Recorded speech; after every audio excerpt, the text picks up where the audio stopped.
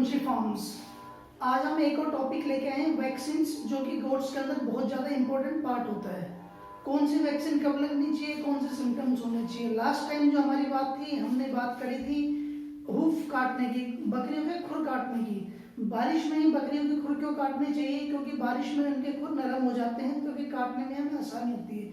अगर ज़्यादा खुर बढ़ गए तो बकरी को चलने में दिक्कत आएगी और उसकी डाइट भी कम हो जाएगी। तो आज हम एक नेक्स्ट जो लेके आए हैं वो हम लेके आए हैं वैक्सीन्स। वैक्सीन्स कौन कौन से, अगर आप सारी वैक्सीन्स, कौन कौन सी वैक्सीन्स लगनी चाहिए, अगर आप सारी वैक्सीन्स टाइम पे लगवाते हैं तो आपको बकरियों में कोई भी दिक्कत नहीं आएगी। सबसे पहले हमारी 3 मेजर वैक्सीन्स होती है जो आपको लगवानी है। सबसे पहले होती है पीपीआर, देन होती है हमारी ईटीवी, देन होती है हमारी एफएमडी। जो पीपीआर होती है उसको आप साल में, जो होते हैं 3 साल में आपको एक बार लगवाना होता है। आप इसको कभी भी लगवा सकते हैं। प्लस आपको ध्यान रखना है कि 3 मंथ से ऊपर के और बीमार को नहीं लगवाना है। सेम हम इसी के अंदर ईटीवी के अंदर बात करते हैं। जब भी हमारा सीजन बदलता है, हरा चारा बदलता है या चरवा कुछ बदलता है, हमें उस टाइम पे ईटीवी वैक्सीन लगवानी चाहिए। साल में 2 बार लगती है। इसके बाद आता है हमारा एफएमडी। एफएमडी भी साल में 2 बार लगती है। एफएमडी जनरली हमें बारिश से पहले और बारिश के बाद लगाना चाहिए, ताकि जो स्प्रेडिंग डिजीज होते हैं वो पे नहीं आए। हम सबसे पहले हम बात करते हैं पीपीआर के ऊपर। पीपीआर हमें लगती है 3 साल में एक बार। इसके बाद हमें इसके सिम्टम्स क्या होते हैं। पहला सिम्टम्स होता है हमें इसका फीवर आएगा। सेकंड सिम्टम्स होगा हमें ब्रीदिंग प्रॉब्लम होगी, जिसको भी पीपीआर में आएगा। प्लस थर्ड होगा डायरिया, डिस्चार्ज होगा, डायरिया होता रहेगा और वो रुकेगा नहीं। और उसके बाद हमारी इवेंचुअली उसकी डेथ हो जाएगी। उसके बाद अगर आप इसको पीपीआर को सीरियसली नहीं लेते हो तो ये पूरे फ्लॉक के अंदर आ सकते हैं और ये बहुत जल्दी रैपिडली फैलने वाली बीमारी है। इसके बाद हम आते हैं ईटीवी। ईटीवी के अंदर क्या होता है कि पेट के अंदर एक तरीके का जहर सा बनना चालू हो जाता है। तो हमें उस चीज के लिए क्या होना था, हमें 2 साल में 2 बार ये लगानी होती है। जब भी हमारा चरवा बदलता है, जैसे आप इसको अप्रैल में लगा सकते हैं और फिर आप इसे अक्टूबर के अंदर लगा सकते हैं। इसके अंदर ईटीवी जब आएगी तो इसके सिम्टम्स होंगे, एक तो पेट में दर्द होगा, बच्चा उठेगा या बकरी उठेगी बैठेगी और ये कंटिन्यू चलता रहेगा।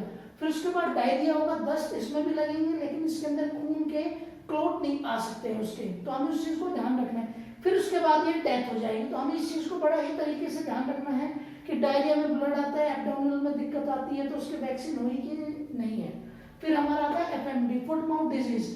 ये क्या लगती है, ये भी साल में 2 बार लगती है। आप इसे मानसून से पहले मई के अंदर लगा सकते हैं, एक आप इसको सितंबर में लगा सकते हैं। इसके अंदर क्या होंगे, मुंह के अंदर छाले हो जाएंगे, पाँव के अंदर फुंसियां हो जाएंगी, बकरी से खाया नहीं जाएगा, गले में दिक्कत आएगी, माउथ रेड हो जाएगा और उसके बाद पाँव में जैसे सूजन सा आ जाएगा और उसमें दिक्कत हो जाएगी। तो हमें इन चीजों को, जो तीनों वैक्सीन होती हैं पीपीआर, ईटीवी, एफएमडी, इनका हमने टाइम ड्यूरेशन बता दिया और जो इसके अंदर जो भी इसके सिम्टम्स होते हैं हमने वो बता दिए।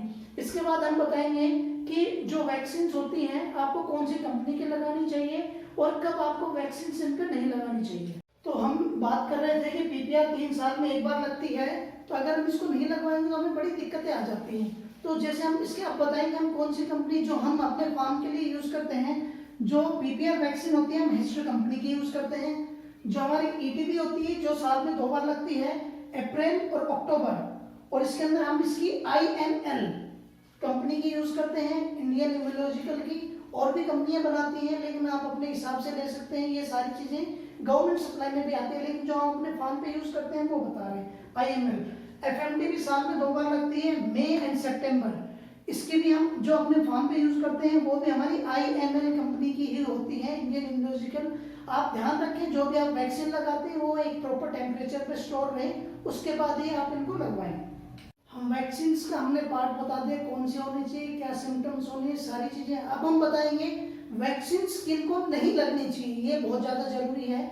लोग सोचते हैं कि अगर हमारी वैक्सीन नहीं लगी और बीमारी आ गई तो उसको हाथों हाथ लगा दें और दिक्कत हो जाती है। तो कभी भी हमें ऐसा नहीं करना है। वैक्सीन एक तो हमेशा ध्यान रखें, 3 महीने से छोटे बच्चे को वैक्सीन कभी भी नहीं लगेगी। उनको माँ को लगती है, वो दूध के थ्रू में पहुंच जाती है। इसके बाद एक होता है जो भी बीमार पशु होता है उसको कभी भी वैक्सीन नहीं लगेगी। अगर आपने बीमार को लगवाया तो उसके अंदर और भी ज्यादा दिक्कत हो जाती है। तो हमें बीमार को नहीं लगवाना और 3 महीने से छोटे बच्चे को नहीं लगाना है। वैक्सीन जहाँ से भी मंगवाते हैं आप उसका एक रिलायबल सोर्स से बनवाएं, एक कोल्ड चेन मेंटेन रखें और अपने खुद अपने सामने खड़े होकर उनको लगाएं। ये हमारा वैक्सीन का पार्ट था। तो हमारे जो भी हम ऐसे छोटी छोटी वीडियोस बनाते रहेंगे ताकि आप लोगों को थोड़ी थोड़ी नॉलेज हम देते रहें। तो do like and subscribe Yaduvanshi goat farm on YouTube, Facebook and Instagram. और हमारा जो लास्ट हमने चैप्टर करा था हुफ कटिंग का, जिसमें खुर काटने बताया था, उसका लिंक भी हम इस डिस्क्रिप्शन में डाल देंगे ताकि आपको आसानी हो सारी चीज़ों को। Thank you.